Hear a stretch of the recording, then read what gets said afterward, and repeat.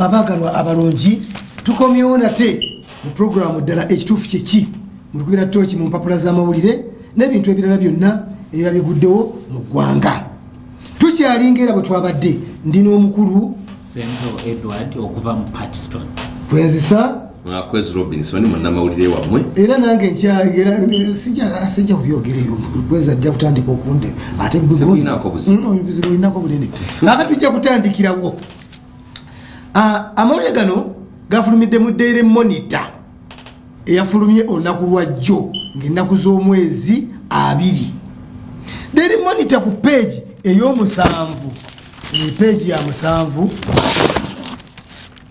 kuliko egamba nti omubaka ndowooza bbaka era wa Buganda awaabidde officials ba Buganda. Abonna awaabidde officials 2. Awaabidde eyaliko Anthony Jeno Saabaloza wa gavumenti ya Buganda Apollo Makubuya n'awawaabira ne Male Kyewalabye ng'ono ye secretary wa Buganda Land Board. Abawaabidde ng'abavunaana nti Ssaabasajja Kabaka wa Buganda Ronald Muwenda Mutebi yamuwa ettaka, kyokka ettaka eryo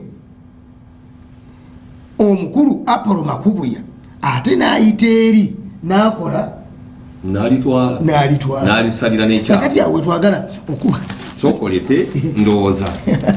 kansome nga bwe translating mu court ya Land Division High Court ng'ennaku z'omwezi 15 November omwaka oguwedde. Agamba nti no mu mwaka wa 1995 Ssaabasajja Kabaka wa Buganda yamukkiririzaamu era n'amugamba atandike ekitongole kya Kabaka Foundation. Kino nno nga ekitongole kyali kyakuyamba abamu ku Baganda era n'Abaganda abasinga obungi. Era ono eyafuuka executive director waakyo. Ambassador Lubega agattako nti nno akati Ssaabasajja Kabaka wa Buganda oluvannyuma lw'okulaba omulimu omukulu ono gwe yakola yalagira ekitongole kya Buganda Land Board okumuwa ettaka erisangibwa ku Kyaddondo block 265 ploti 475 ku Ntebe Road mu district y'e Wakiso. Akati Lubega agenda mu maaso n'aga nti nno awandiise ebbaluwa eziwerako eri akulira ekitongole kya Buganda Land Board naye n'okutuusa kaakati tafunanga ttaka lye. Akati agenda maaso n'aga nti nno omukulu ono eyali aweereza Ssaabasajja Kabaka wa Buganda era nga yamukolera ennyo. Agamba nti nno ng'ayita mu bannamateeka be yawaabidde abakulu bano ng'ayagala bamuwe ettaka lye lino eryogerwako. Akati naye bwe yatuuse okwetegereza nga alaba ebiwandiiko byonna bye yateekayo tewali kirabikako, wabula ng'agamba nti nno ettaka lino Makubuya alimanyi bulungi era kati ng'alimanyi nti lyali lyakuweebwa Lubega. Naye mu ngeri ey'amankwetu ettaka lino omukulu Makubuya baalifunako ekyapa n'alyeddiza era nga kakati mu kiseera kino lya Makubuya. Akati mukulu Lubega ayagala kooti esazeemu ekyapa kino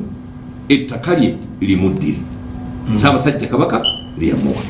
Kakati lwaki ebintu ebino byonna byekuluumulira ku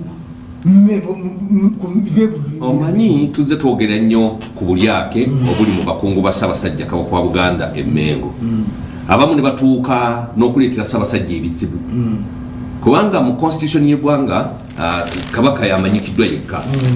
Bakatikkiro bano abakungu tebamanyikiddwa mu constitution y'eggwanga. Kyova olaba nti buli awaabira Mmengo awaabira Ssaabasajja Kabaka wa Buganda. Naye nga abakungu be bakola ebikolobero kati bwe bakizuula nti Lubega Matiya aweereddwa ettaka eryo ne balisanga nga weeriri bulungi nnyo, abakulu abo bagabana ettaka nga bw'olaba Wassajja bwe yagabana ennyumba ya Dokita Kasase y'ebuziga ku siringisi 1000 n'atwala n'alimbalimba gavumenti byonna bye baalimba. Kale nno abakulu b'Emmengo abo beeyagaliza Makubuya oyo yennyini mu ttaka ly'emutungo lya Dokita Kasasa yawandiikira omukulu Kiyingi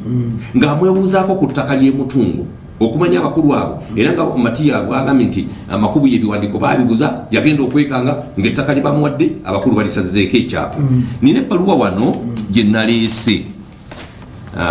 nagireese njagala nnyo mbalaga ebiwandiiko bino kubanga bwe tubeera ne munnamateeka wano ku mpewo ayinza okutuwabulamu oba kyetukola kyekyo naye ono agamba office of the royal treasury enkuluze office ey'omuwanika wa bwakabaka bwa Buganda kakati uno awandikidde mwami Kulumba Kiyingi advocate nga amugamba nti no block 237 ettaka ly'emutunga ayagala ali munnyoleko namugamba nti nze minister w'obwakabaka bwa Buganda mu kiseera kino avunaanyizibwa ku nkuluze n'ensonga za Buganda nina obwetaavu bw'okumanya obuvo n'obuddo obukwata ku ttaka eryali erya Ssekabaka Sir Edward Muteesa nti nno lino nno nga twagala okumanya ensonga zino mu ngeri esaanidde mu ministry ey'ebyettaka mu kiseera ekyo yakyusa ettaka lino n'okutwamula kwali we kwali kakati nkusaba n'obwegendereza ssebo ofiisi yo eyongere okututangaza enteekateeka yonna ey'ettaka lino n'okusingira ddala okutuwa amagezi mu mbeera eriwo naddala nga ffe ab'enkuluze abatambuza ebintu ebyali ebya Ssekabaka Sir Edward Muteesa nja kusanyuka nnyo nze owuwo Apolo Makubuya minisita nagiwandiika ewali gestura owa Uganda Land Commission kakati Kulumba Kiyingi advocates solicitors commissioners for oath and real property consultants Dr. Kulumba Kiyingi LLB Honors MU diploma Law Development Center Mr. Makubuya advocate central offices poloti nabiteekako nti no mayo yaregisteringibwa ya block 237 ery'emutungo Luzira Estates eryali erya Ssekabaka Sir Edward Muteesa nga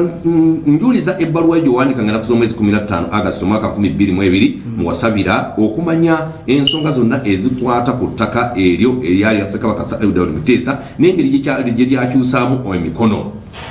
nina essanyu okutegeeza nti no mu kiseera ekyo ettaka lino we lyakyusiza emikono nze kennyini nze nali avunaanyizibwa okukyusa ettaka n'okuliwandiisa mu ministry ya lands agenda maaso naga nti no nti ettaka lino lya Edward Muteesa bwe yali mu buwaŋŋanguse mu ggwanga erya Bungereza voluntarily yawa obuyinza powers of Anthony omumbejja Naalinnya Mpologoma ono nno nga yamuwa obuyinza okutunda okukyusa mu ngeri yonna eri omuguzi anaagula ettaka lino ery'emutungo akati kino kyaleetera Benedict Kiwanuka ye yaliwo era yabaga ebiwandiiko ebya registration era akatundu n'akuleeta wano obutundu bungi nnyo akati n'agamba nti nno okusinziira ku registration era mu nteekateeka eyali ennungi ettaka lino lyaguzibwa omusajja ow'e Masaka mu Buddu County akati ettaka lino twalikyusa oluvannyuma lw'obuyinza obwaweebwa omumbejja Mpologoma ne likyusibwa ne likyusibwa nga liri mu Kampala Mail Office kakati mu biseera ebyo nali assistant registrar of titles in charge of the said land registry era nze nakola omulimu gwonna ogw'okukyusa ettaka lino kakati nti nga wayise sabbiiti 2 ettaka lino nga limaze okutundibwa Apollo Milton Obote byamugwa mu matu era bwe byamugwa mu matu n'atabuka nnyo n'aga nti Muteesa yasobodde ati okujja mu Uganda n'atuuka n'okutunda ettaka era nalonebwa omusajja bamuyitanga Akena Adoko nakyoni mu kiseera kino ne Agure Awori abali mu biseera ebyo nga bakolanga nga bagisu ne bajja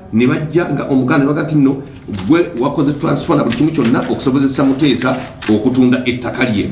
kakati omusajja yayitibwa nga Anderson yali assistant commissioner of lands and surveying mu office ye bonna banoonyerezebwako mu kiseera ekyo nga Obote abanoonyerezaako wabula oluvannyuma yakizuula nti nno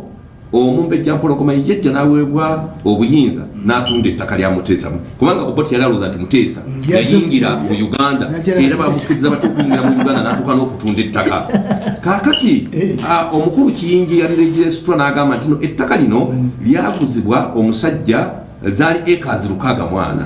era nga lyaguzibwa omusajja Benjamin Kintu Kwemalamala eyaliguza Abalekeview Properties Company omwali Ben Kiwanuka advocate Lawrence Sebalu advocate Joseph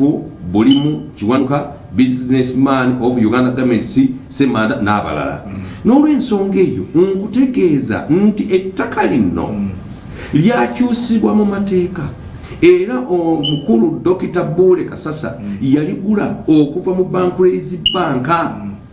nga tilina buzibu bwonna n'amuterako omukono nze Kulumba Kingi advocate awandikira Apollo Makubuya Apollo Makubuya bw'afuna ebbaluwa eno yagituulako butuuzi mu kifo ky'okugenda n'awabula Ssaabasajja Kabaka wa Buganda n'awabula abaana b'engoma tiyakikola era bwekyo ensonga bwe ntunudde ekintu kiri nga yatwala ettaka lya Matiya Lubega n'asirikira ebiwandiiko nekinzijukiza kino kubanga yawandiika nga ayagala okumanya obuvune obudde obw'ettaka ne bamuddamu n'asirika kakati ekitegeeza obwo bukuluppya buloya agenda tuwabulamu nti okusirikira ekiwandiiko ng'ebyo omusajja oli Matiya Lubega awaabidde ddala mutuufu okuwaabira omuntu nga Ssaabasajja amuwadde ettaka ng'eryo kituufu okumuwaabira ddala kituufu